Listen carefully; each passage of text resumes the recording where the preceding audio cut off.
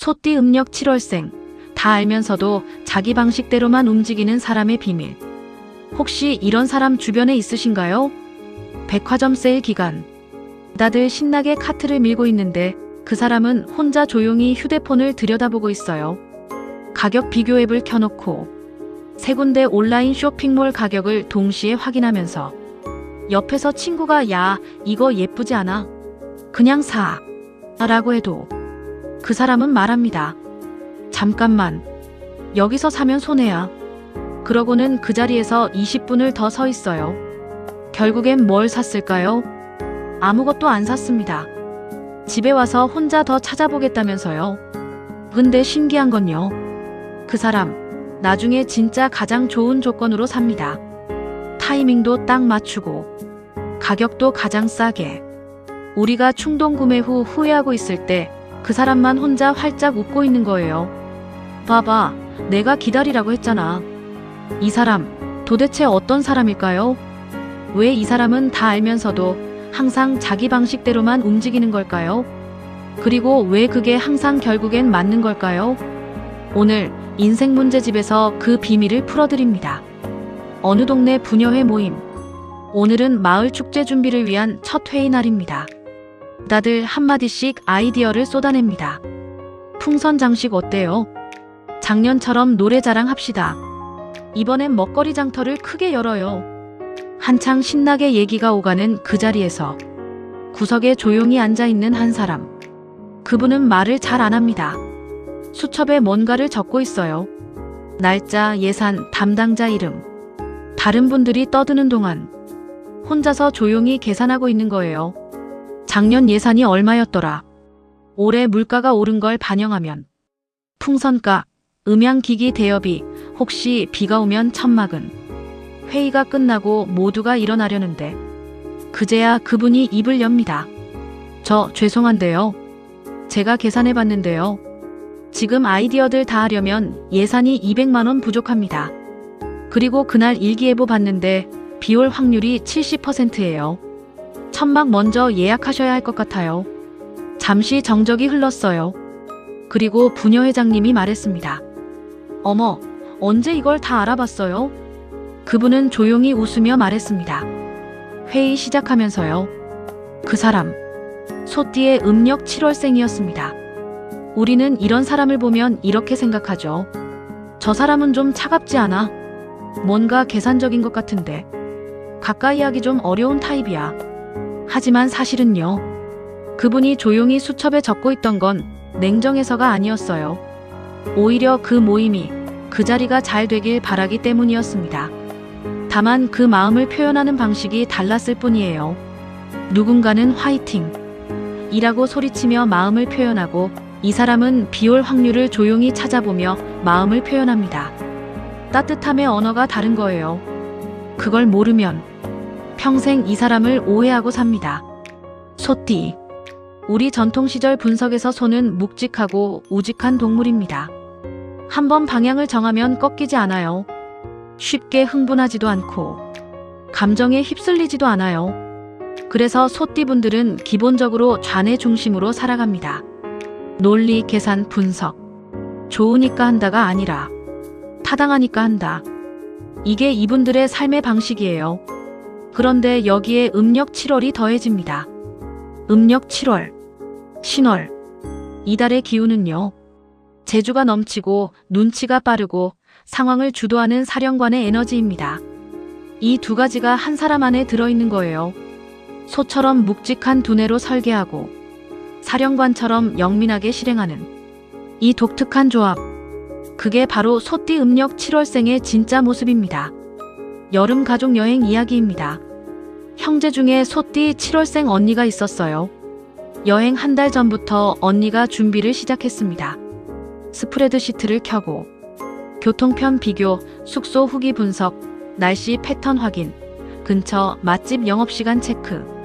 동생들은 그냥 언니가 다 알아서 하겠지 하고 기다렸죠. 출발 전날 밤 언니가 단톡방에 메시지를 보냈어요.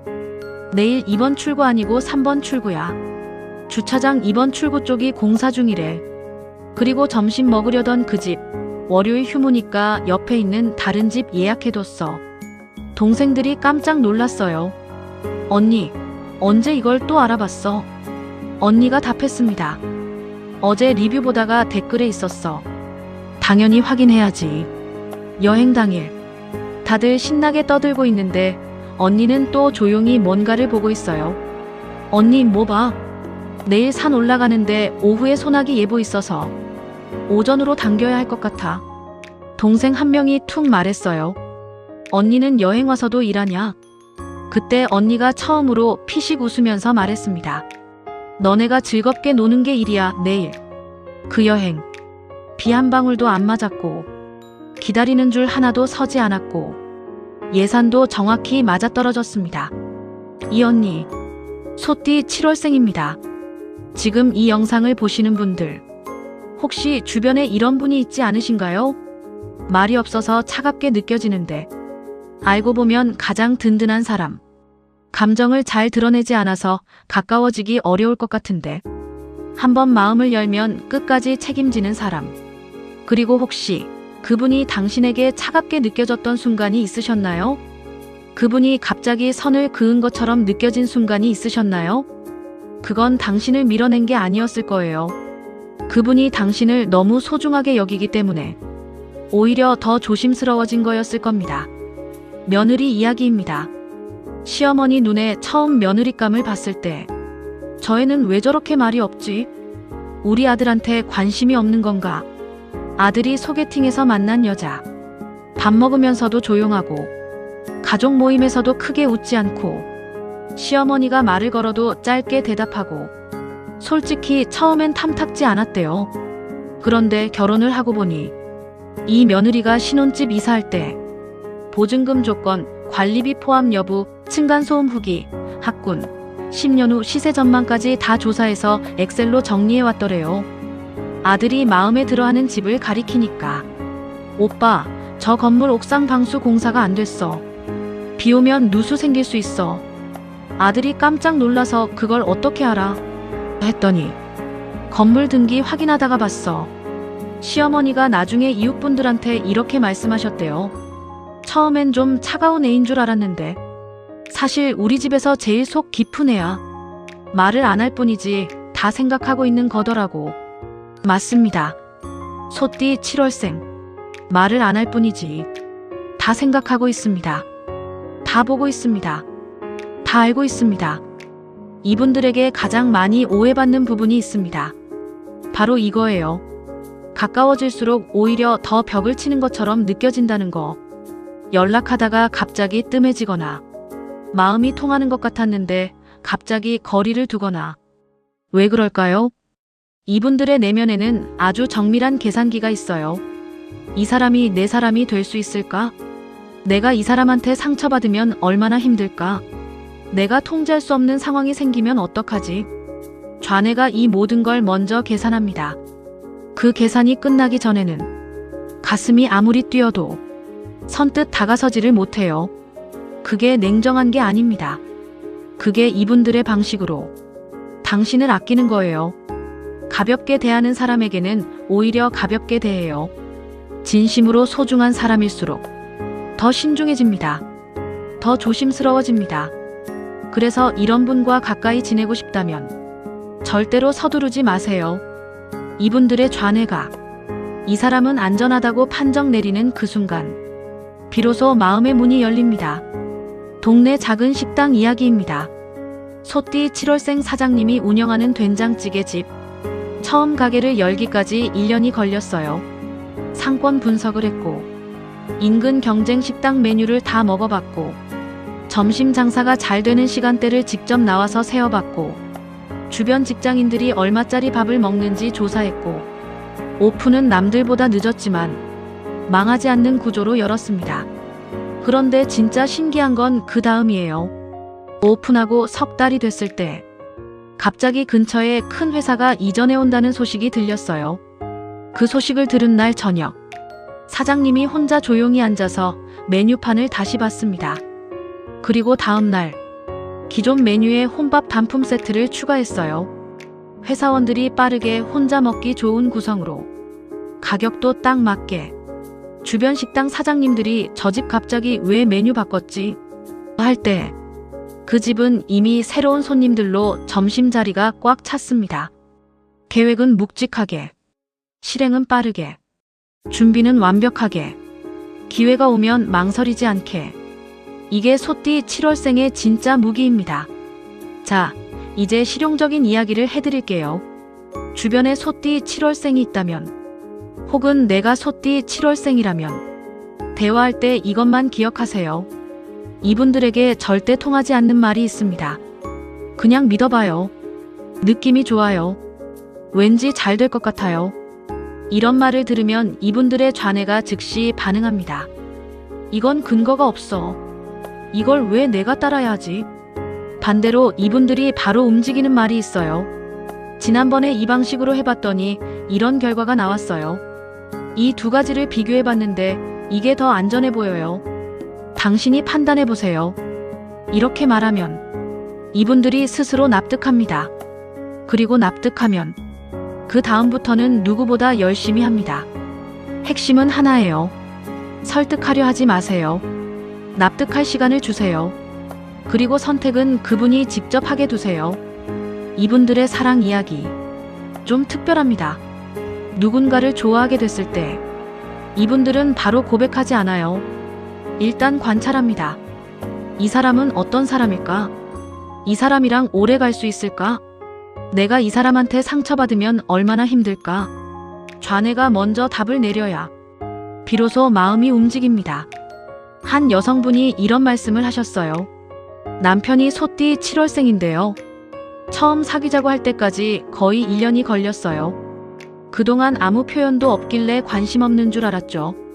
근데 나중에 알고 보니 그 1년 동안 제 생일이 언제인지 알아보고 제가 좋아하는 음식이 뭔지 메모해두고 제가 힘들다고 한 날 다음 날엔 꼭 연락을 했대요.